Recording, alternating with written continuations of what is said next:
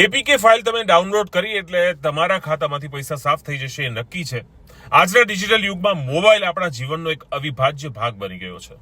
WhatsApp, Telegram, SMS પર આવતા message, જ્યારે કોઈ સરકારી યોજના, bank update, KYC pending, parcel delivery અથવા લોન મંજૂરી જેવી લિંક્સ આવે છે, ત્યારે ઘણીવાર આપણે વિચાર્યા વિના જ ક્લિક કરી દઈએ છીએ. પણ એ એક ક્લિક તમને લઈ જાય છે એપીકે ફાઇલના ફંદામાં. એપીકે ફાઇલ ઇન્સ્ટોલ થતા જ મોબાઈલ પર સંપૂર્ણ કંટ્રોલ સાયબર ગુનેગારો પાસે પહોંચી જાય છે. તમારા ફોનના ઓટીપી, યુપીઆઈ બેન્કિંગ એપ, ફોટા, વિડીયો, કોન્ટેક્ટ લિસ્ટ, SMS અને કોલ લોગ, બધી જ માહિતી ચોરી થઈ જાય છે. આ પછી ગુનેગારો તમારા નામે લોન લઈ શકે છે અથવા તો તમારું ખાતું જે છે એ સાફ કરી શકે છે. તમારા સંપર્કોમાં ખોટા મેસેજ મોકલી શકે છે અને તમને ખબર પણ ન પડે ત્યાં સુધી ઘણું નુકસાન થઈ ચૂક્યું હોય છે.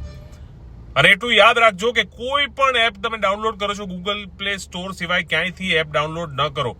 અજાણી એપીકે ફાઇલ ક્યારેય ઇન્સ્ટોલ ન કરો. સરકારી સંસ્થાઓ ક્યારેય એપીકે મોકલતી નથી. ઓટીપી, પિન, યુપીઆઈ વિગતો કોઈને ના આપો.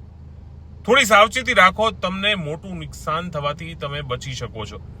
ખાસ કરીને કોઈ પણ જગ્યાથી જો હમણાં ક્લિપ વાયરલ થઈ હોય તો દરેક જગ્યાએ પહોંચી જાય.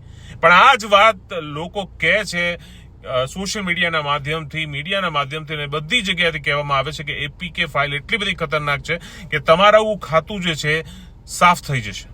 અને છતાંય લોકો જે છે એ ગ્રુપની અંદર કે વોટ્સએપ ગ્રુપમાં ક્યાંય પણ આવે તો તરત ફેરવી દેતા હોય છે. પણ ધ્યાનથી જુઓ કે એની અંદર .apk ફાઇલ છે તો એને મહેરબાની કરી ફોરવર્ડ ના કરશો. આ મેસેજ સૌને ફોરવર્ડ કરો તો ચોક્કસથી લોકોની જમા પૂંજી, જીવનની જે પૂંજી છે ને એ બચશે.